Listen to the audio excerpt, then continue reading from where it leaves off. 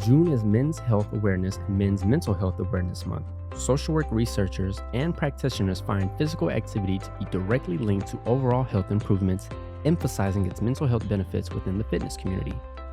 Doughlas Gutierrez, a communications assistant at the University of Texas at Arlington's School of Social Work, found comfort in Muay Thai during the COVID-19 pandemic.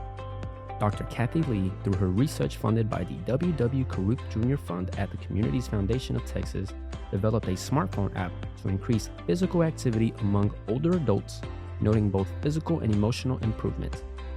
Their stories highlight the vital role of physical activity in enhancing both mental and physical health, a key focus during Men's Health Month.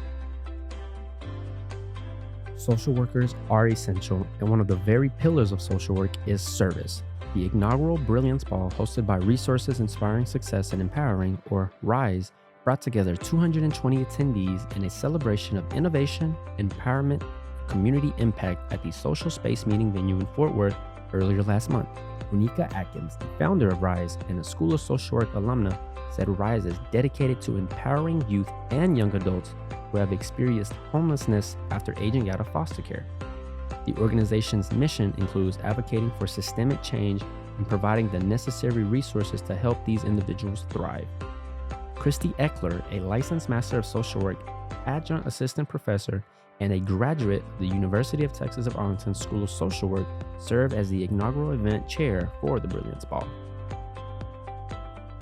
The University of Texas at Arlington assistant professor is proving that virtual reality software is not just for gaming, it can be a force for healing. A team of researchers that includes Mickey Washburn from the School of Social Work's Bachelor of Science in Substance Use and Treatment program is working with the Miniger Clinic of Houston to conduct a pilot project in which patients with substance use needs will use VR software as an additional form of treatment. The program immerses patients in scenarios to help combat the triggers that previously led them to use substances negatively and practice ways to fight their cravings. VR allows a safe way for patients and their clinicians to face those difficulties head-on, where they can later follow up with participants 1 month to 3 months after treatment to check on their substance use and assesses several quality of life indicators, including employment, housing stability, and decreases in emergency healthcare usage and interactions with the legal and child welfare systems. Social work assistant professors' work contributes to the understanding and potential expansion of accessible therapeutic interventions. Dr. Mariam Rafifar, University of Texas at Arlington School of Social Work professor and researcher with a background in statistics and social science research, has conducted a study comparing the effectiveness of online and face-to-face group therapy. The research reviewed 15 randomized controlled trials covering a range of issues and populations, including cancer survivors, individuals with chronic diseases, and those dealing with depression and anxiety. The results indicated that online group interventions were generally as effective as face-to-face sessions, with only 3 studies showing a slight preference for face-to-face therapy. We are moving towards using online platforms more and more, but it seems very challenging to handle group therapy online with regard to privacy and group dynamics, Dr. Ratifar noted. I wanted to see if the efficacy or effectiveness of group therapies is different face-to-face and online. Juneteenth, celebrated on June 19th, marks a pivotal moment in American history. Known as Emancipation Day, it commemorates the day in 1865 when enslaved African Americans in Texas were informed of their freedom 2.5 years after the Emancipation Proclamation was issued.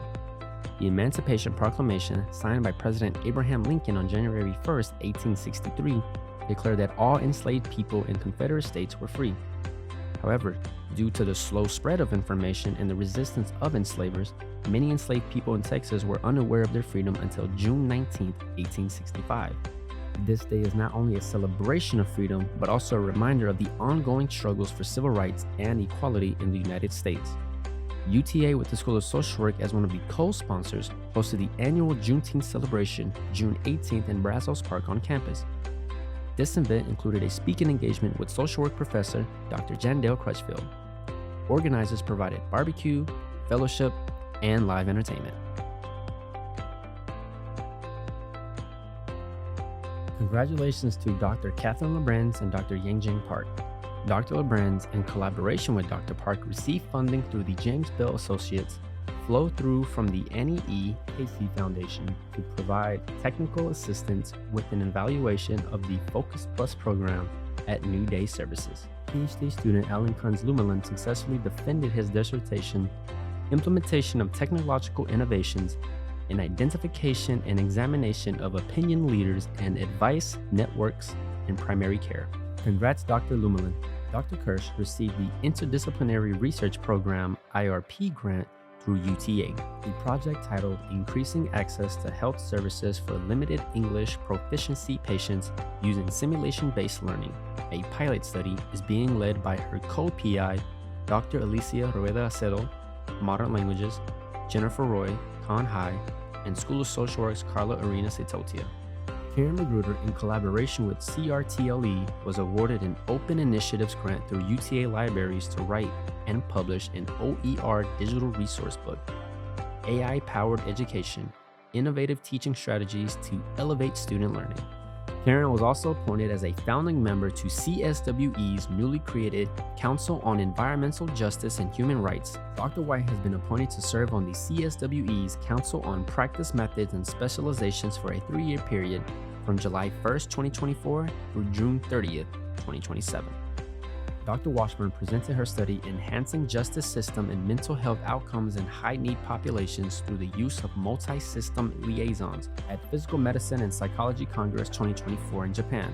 Dr. Roper was appointed as a member of the Council of Social Work Education's CSWE's Council on Sexual Orientation and Gender Identity and Expression.